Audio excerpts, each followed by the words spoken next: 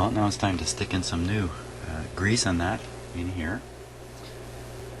Okay, get some grease on my stick. Put it right in these areas here.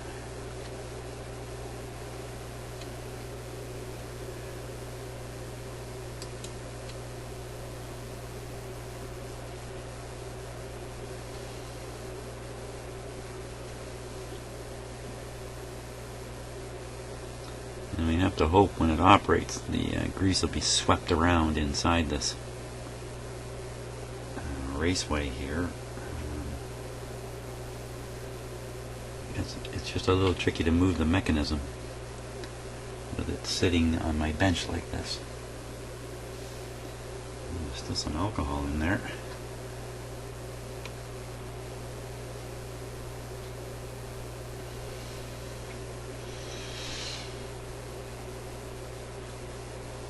How much should you put in there? I don't know. Put enough. Make sure there's enough.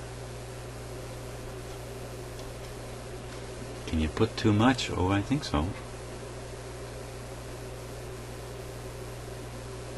You really want to look at where the original grease was and just imitate that.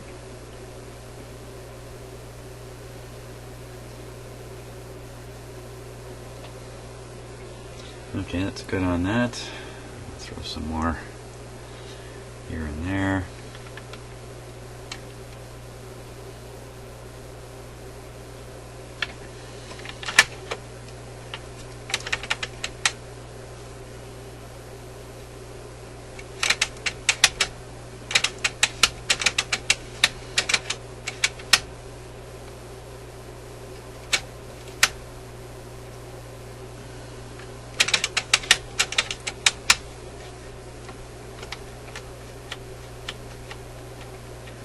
Some control is not going to work because of the, there we go, that's a little better.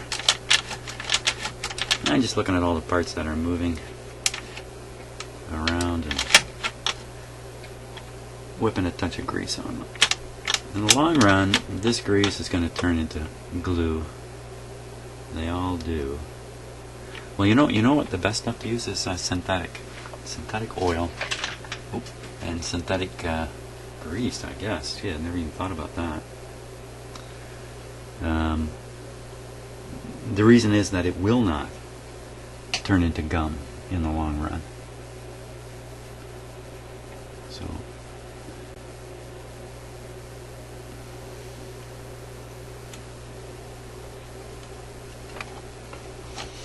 and I'm just trying to get everything here. That's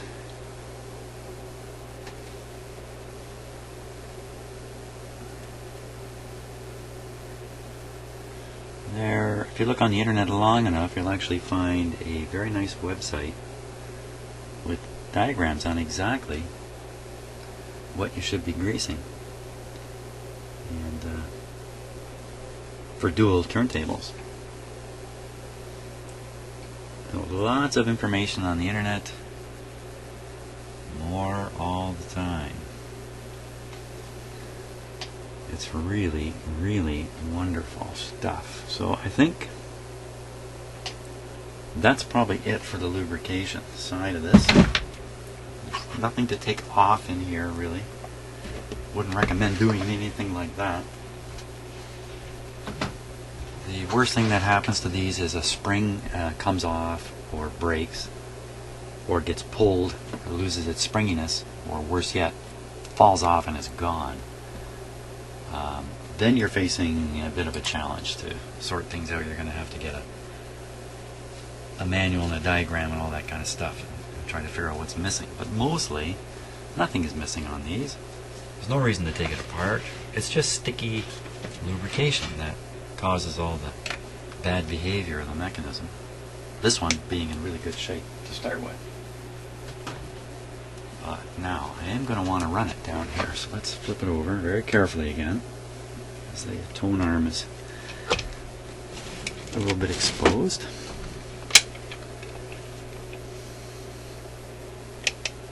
Let's take a look at this first here.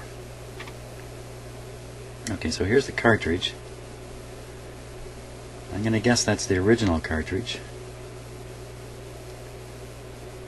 No needle in it. It's got the kind of needle you can replace quite easily, a flip needle. I have a couple kicking around here. Maybe one will fit in here even on a temporary basis. We can find out if the cartridge is working. Cartridge contacts. Let me show you this on the close-up camera here.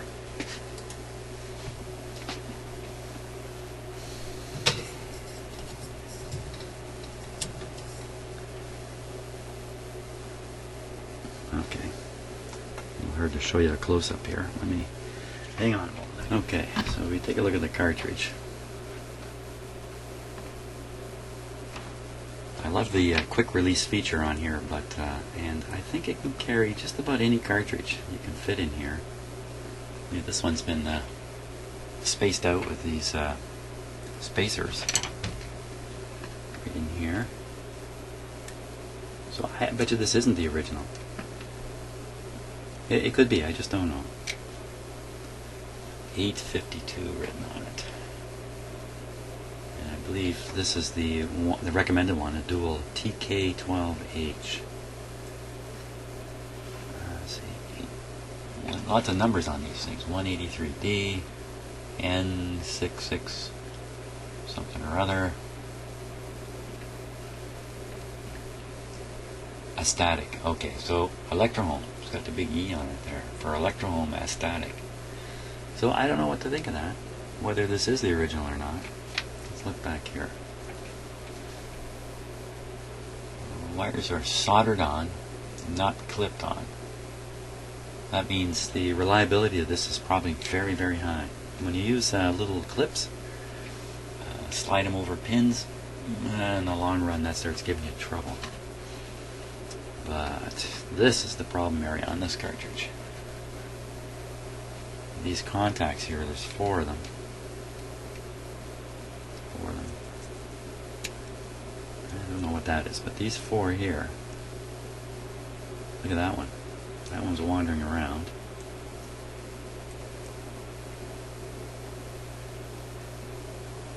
They all are dirty. Typical, very typical of what this looks like on these cartridges. So we're going to clean this up. Whatever that is, I don't know what it is. Get that off there because you absolutely need a good contact with that in that area. So let's bring over my Mr. Q-tip and some alcohol. We'll see if we can just get rid of that with nothing more than alcohol first.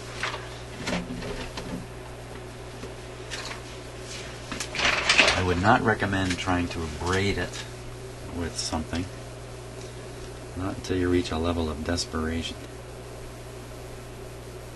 Ooh.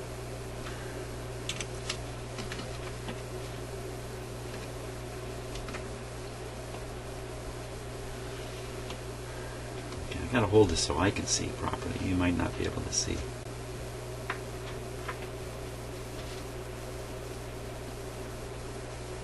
No instant benefit, that's for sure.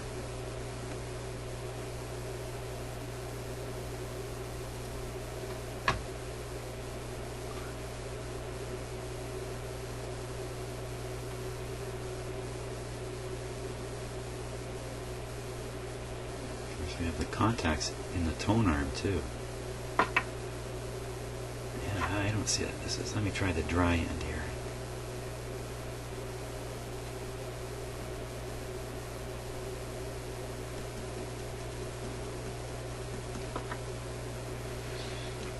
Uh-oh. Ooh, did you see that? Uh-oh, uh-oh. Back off. Danger time, danger time. Uh-oh. Bad news, bad news. That's completely free. Bad news, bad news.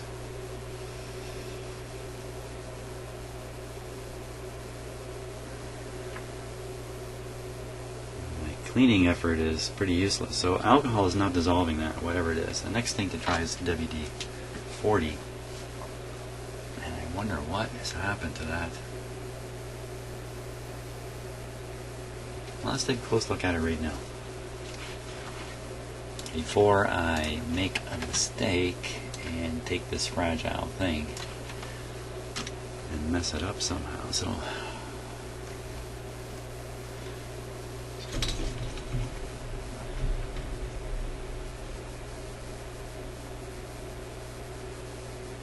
how are those being held in there?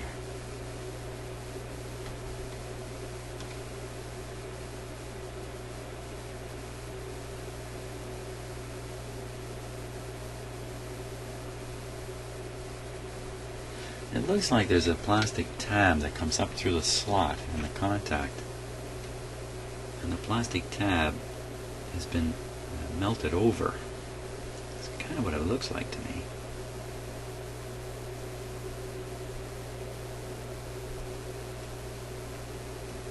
And I should be able to get this back in under the plastic tab. And that sounds like a long shot.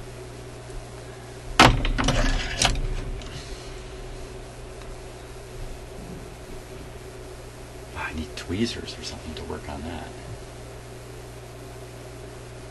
Either that or the plastic tab is broken right off on that one clip. You know, this is the risk of working on these old guys. The plastics go brittle. Yeah. I think I'm going to have to epoxy all this in place. Right across it. Right across the whole thing.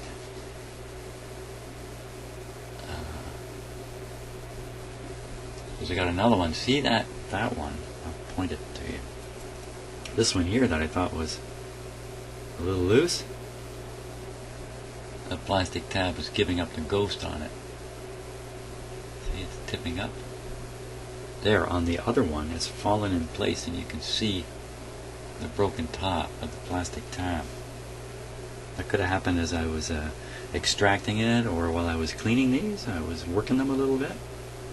Break the little plastic top off of here. I think that's what's happened. So they're all pretty flimsy, aren't they? So I think I got to put epoxy in here on all these and freeze this thing up really good. And I don't think I should continue trying to clean it, because I'm going to break it and get it even looser, break more of these maybe, and just have a terrible headache. So, oh, that's interesting. You can see very, very small lettering right in here. G, G, L, and the other ones, it's got to be R.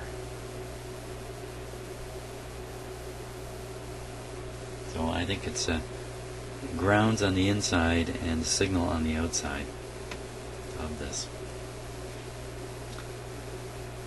Okay, that's what we got to do there. Boy, you see, you just never know what it is that's going to give you trouble when you're doing these kinds of jobs. I hope this cartridge is good. That would be fantastic. But chances are it's not. Okay, so I gotta get some epoxy together, fix that thing up, and I can still try to run this without the cartridge in it. Although the front of it's going to be a little light here. It's going to blink up like that. I could rebalance it so it thinks it's balanced. I can make it balanced. Like, let's check and see. No, way off. My challenge in making this operate in my shop is figuring out which one of the wires to connect to.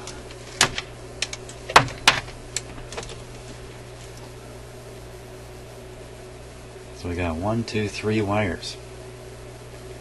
And I think the way this works is 2 of them are power to the turntable, and when you turn the turntable on, the switch fires power back on another wire, and that wire goes back and powers up the main stereo. So the stereo can be completely off. You come up, you push the start button, the whole stereo comes on because of a switch inside here, and that's why there's 3 power wires. That's what I believe to be the case anyway. So time to mix up some epoxy. Okay, so let's see if I can sort out which of these 3 wires is the one I should put the power on. Yeah, a little tricky. Just disappears into this connector, and from there everything is orange.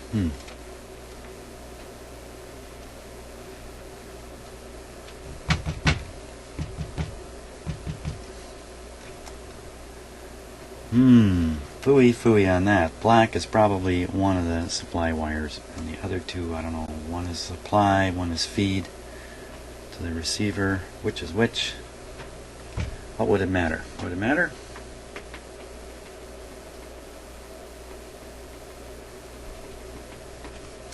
Get out my ohm meter and check around here a bit. I think I can figure out what's up. I'm pretty sure we can assume the black wire is one of them. So this guy's turntable's stuck in a mode here.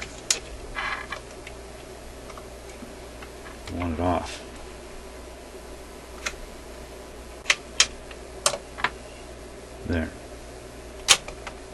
There we go. It's switched off.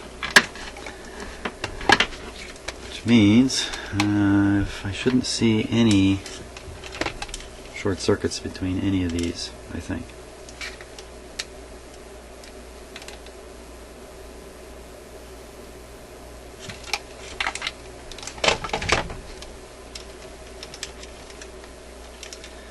Okay, from the black one.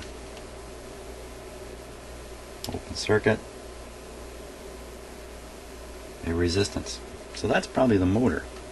Why would I see the motor with the thing shut off?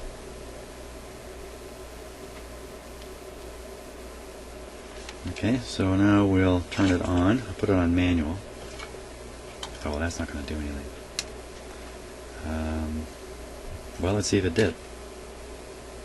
Never mind what I think.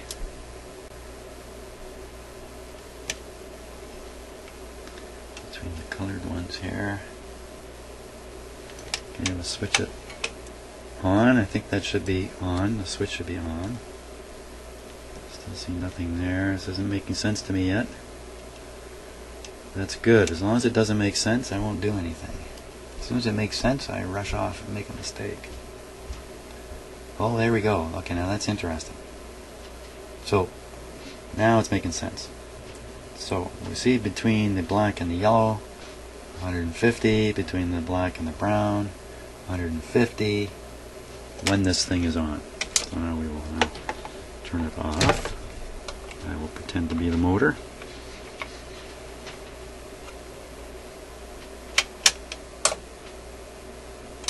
And that's off. Repeat those measurements. This time we will find. You still see the motor there. We don't see any motor here. What's that really telling me?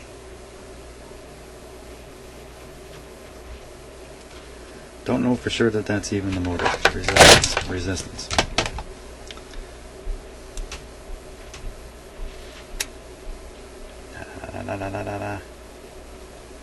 Well, you know what? I'll put some power on it, but I'll use my light bulb, and nothing bad can happen.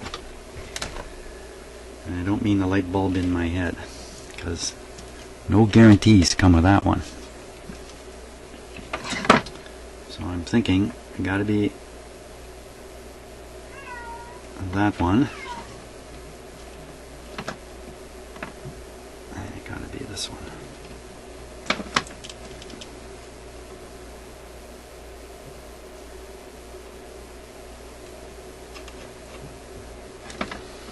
What's the worst that can happen here? My light bulbs will come on. Okay, we'll set the light bulbs for low wattage light bulbs are a large restriction of power here. Jeez, I'm speaking right in my microphone. Hope I'm not blowing your ear off. There we go. Okay, now. So I think this is off. We need to put a little bit of weight on here just to make it feel more at home.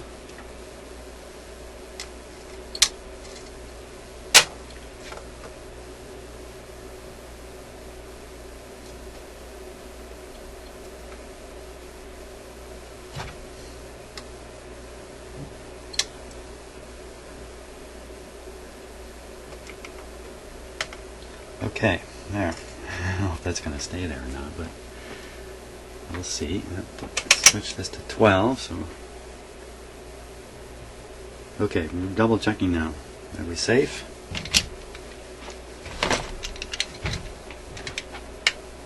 Okay, for all I know, these are going to get voltage on them. I don't really know for sure. It shouldn't. I'd be floored if they did, but safe. Everything looks safe. These are not shorted. Light bulb's in the circuit. Power's going on. Here we go. The light comes on. No light. No light. I'll give you a little better view of the light bulb here. I can back this up.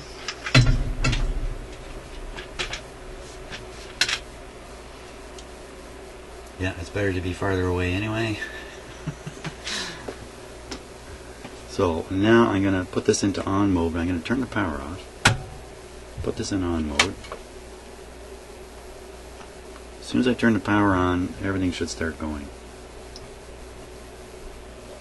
Make sure that's on 45, not too fast. Maybe on 33 even. Slower yet.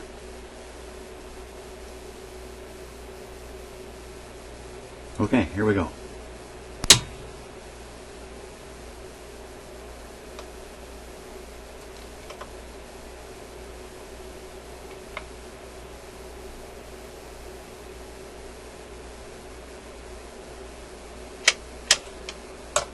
That worked just perfectly. Now it's playing. Don't know if it's really spinning at 33 or not, but no action in the light bulbs. Let's take it over.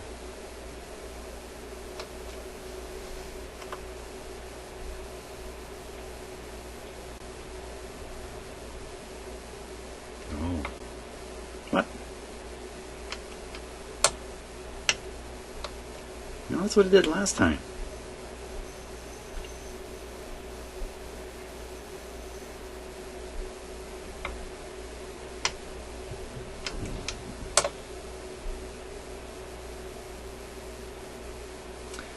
Well, that's just drifting.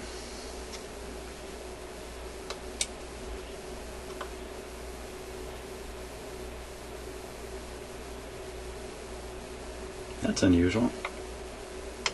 Shouldn't be doing that. It should be coming up and going back and shutting off. Maybe, I can't imagine why. Maybe because this isn't in. Can't imagine why that would be, though.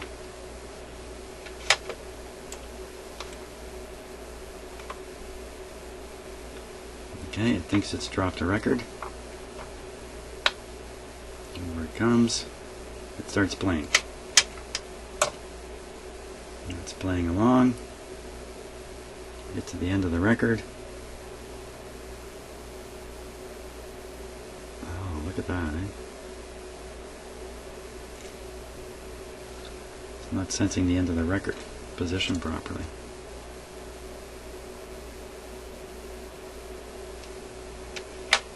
Stop.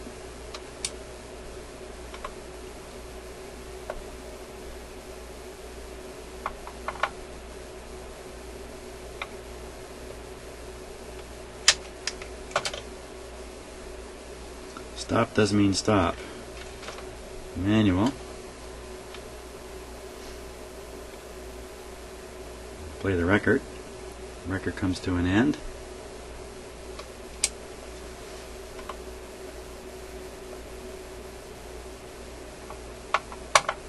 What happened there?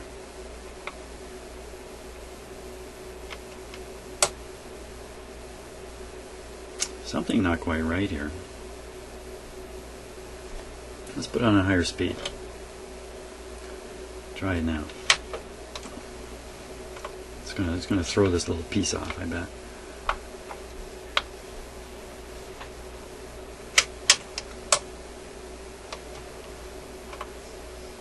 Come on back. Come on. All the way back.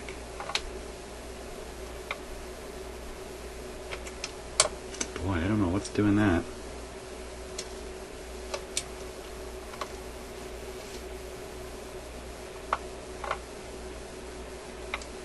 Now it's going to shut off.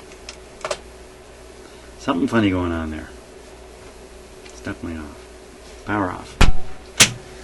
Okay, well, we're going to have to study up on the mechanics here and try to figure out just some part is seized to another part under there. That's my guess. And we got to figure out what it is. That's what I think's going on.